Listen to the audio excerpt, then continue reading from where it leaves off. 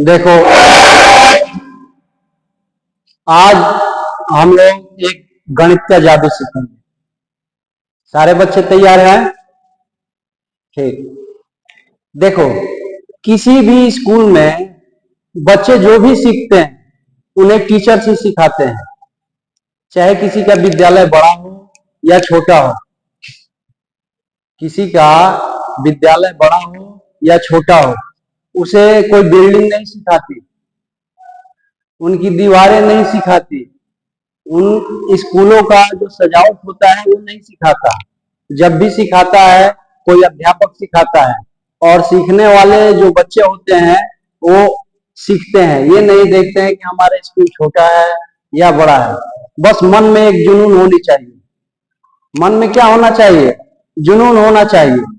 यदि हम ठान लेते हैं कि इस काम को करना है तो कोई भी काम मुश्किल नहीं होता है।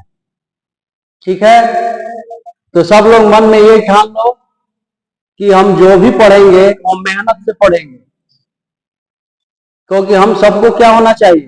देश के प्रति समर्पित होना चाहिए। और देश के प्रति समर्पित कब होंगे? जब हम शिक्षित होंगे, जब हमें पता होगा कि हमें क्या करना चाहिए, क्या नहीं करना चाहिए, तब हम किसी को कोई भी अच्छी बातें बता सकते हैं। जब खुद तैयार रहेंगे, उस लायक रहेंगे, तभी तो हम किसी को कुछ बता सकते हैं। तो उसके लिए सबसे जरूरी क्या है? पढ़ाई। जितना ज्यादा मेहनत करोगे उतना ही आपका काम कोई भी सफल होगा। तो एक दूसरे के सहयोग से, जिन बच्चों को नहीं आता है, जो बच्चे समझदार है, तो एक दूसरे का हेल्प ले सकता है, समझाया जा सकता है। ठीक है, तो हम लोग आज एक छोटा सा गणित का जादू सीखेंगे, क्योंकि आज मैं वीडियो बनाने वाला नहीं था, लाइट भी नहीं था, तो मैं सोचा कि चलो 2 मिनट का एक वीडियो बना देते हैं। हर रोज इंग्लिश का बनाते हैं, आज सोचा मैं मैथ का बताऊं, क्योंकि छोटे बच्चों को या बड़े बच्चे हों, उन्हें हर सब्जेक्ट सीखना पड़ता है। और छोटे क्लास के बच्चों को टीचर हर सब्जेक्ट पढ़ाने में सक्षम होते हैं। छोटे लेवल के पढ़ाई होती है, इसलिए पढ़ाने के लिए क्या करना पड़ता है? बच्चों के मन में भरोसा और विश्वास की जरूरत होती है। क्योंकि 0 क्लास के बच्चे हों, 8वीं तक बच्चे हों, उन लोगों को ज्यादा मेहनत करने की जरूरत पड़ती है। शुरुआत जो होता है उन्हीं बच्चों से होता है। इसलिए क्या करना है? सबसे पहले जो भी हम बताते हैं उसे ध्यान से सुनना है। देखो, आज हम बताएंगे गणित का वो जादू जो हर बच्चा आसानी से कर सकता है। हम कोई भी 3 डिजिट का घटते क्रम में लिखेंगे। कोई भी हम 3 डिजिट का हो, वो हम घटते क्रम में पहले लिखेंगे। जैसे पहला हो गया ये 5, 4 और 3, 5, 4, 3, ये घटते क्रम में मैंने लिख दिया। 3 अंक है इसमें, 5 है, 4 है और 3। अब इसको बढ़ते क्रम में लिख देंगे, 3, 4 और 5। अब इसको क्या करेंगे कि माइनस कर देंगे। ठीक है, माइनस करेंगे तो ये हर हाल में पता है कितना आएगा? ये हर हाल में 198 आएगा, यानी 198। कितना आएगा? 198।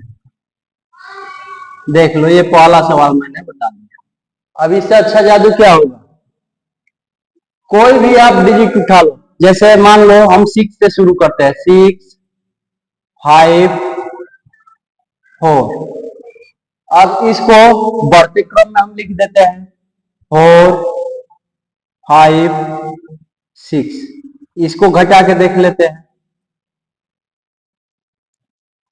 ये 14 में से 6 गया, कितना हुआ? 8। ये बचा 4, फिर 14 हो गया, 14 में से 5 गया, 9। यहाँ बचा 5, 5 में से 4 गया, तो कितना? 1। तो कितना हो गया? 198। यानी कोई भी 3 अंक का जब घटते क्रम में हम लिखेंगे, फिर उसके नीचे यदि बढ़ते क्रम में लिख के हम घटा देंगे तो क्या हो जाएगा?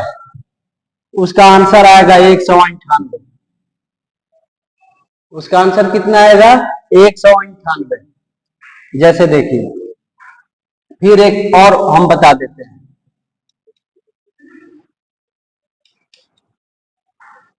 जैसे मान लो हम 8 से शुरू करते हैं, 8 7 6, फिर हम बढ़ते क्रम में लिख दिए 6 7 8, फिर माइनस करते हैं। माइनस करते हैं तो इसको भी माइनस करने पे क्या आएगा? 16 में से 8 गया 8, यहां बचा 6, फिर 16 हुआ, 16 में से 7 गया 9, यहां बचा 7, 7 में से 6 गया। यानी हर हाल में कितना आएगा? 198 ही आंसर आएगा। तो ये कमाल का जादू है ना बच्चों के लिए। अब इससे क्या होगा ना कि बच्चों के मन में उत्साह होगा, फिर भाई किसी डिजिट को हम घटाते हैं तो क्या होता है? उतना ही आता है, उतना ही डिजिट आ रहा है, 198 ही आ रहा है। मान लो पहले बार में हमने किसी बच्चों से पूछ लिया कि भाई आप कोई भी क्रम से, घटते क्रम से 3 डिजिट लिख लो। जैसे ये हुआ 9 8 7, और मुझे बताना नहीं, और फिर उसको क्या करो कि उसी डिजिट को बढ़ते क्रम में लिख दो, तो बच्चा लिख देगा बढ़ते क्रम में 7 8 9, और बोलोगे कि उसे घटाओ, वो बच्चा घटा लिया। अब बता दोगे, आसानी से बता दोगे कि उसका आंसर कितना है। बस एक ही सवाल बताना है, एक ही बार में। बार बार बताओगे तो ट्रिक समझ में आ जाएगा, ठीक है ना? तो क्या करोगे? अब पूछोगे कि भाई ये घटा दिए, तो हाँ मैं बता दूं कितना आंसर आया, तो हाँ बताओ, तो बोलोगे कि 198 आया।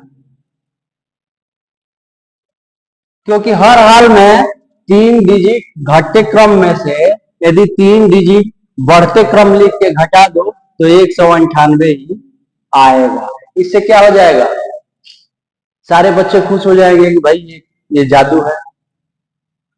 सबसे पहले कोई भी मैथ का सवाल हो या अंग्रेजी सीखना हो या हिंदी सीखना हो, सबसे जरूरी क्या है? लगन होनी चाहिए, मन में उत्सुकता होनी चाहिए कि हमें पढ़ना है।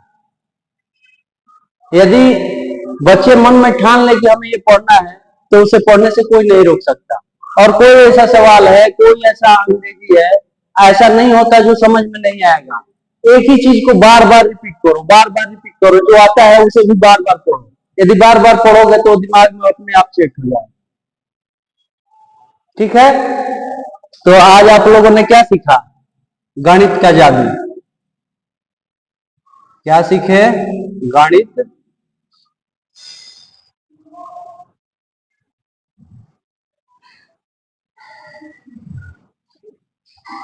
गणित का जादू।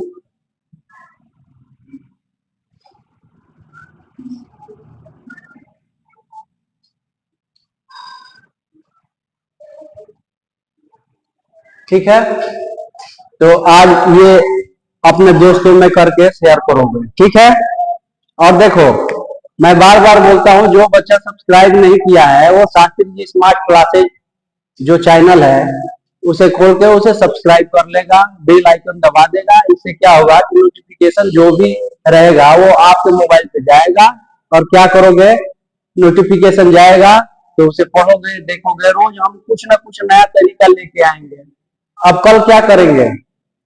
कल क्या करेंगे? जियोग्राफी का पढ़ाएंगे, परसों हिंदी का पढ़ाएंगे, हम हर सब्जेक्ट आप लोगों को पढ़ाएंगे जितना संभव है। जो आपकी क्लास में पढ़ाया जाता है, नहीं पढ़ाया जाता है, जीके पढ़ना है, एनसीईआरटी पढ़नी है, ठीक है? और सारे बच्चों को क्या होना चाहिए? अपने देश के प्रति समर्पित रहना है, लेकिन कर्मठता के साथ। ऐसा नहीं कि कर्म नहीं करोगे, काम करोगे, मेहनत करोगे, अपने घर का काम करोगे, पढ़ाई करोगे, हर चीज एक साथ लेके चलना है, ठीक है? और कोई काम छोटा बड़ा नहीं होता, और कोई स्कूल बड़ा या छोटा नहीं होता, पढ़ाने वाले टीचर बड़े या छोटे नहीं होते हैं। आप जिस टीचर को जिस नजर से देखोगे वो उस स्तर के टीचर होते हैं। ठीक है,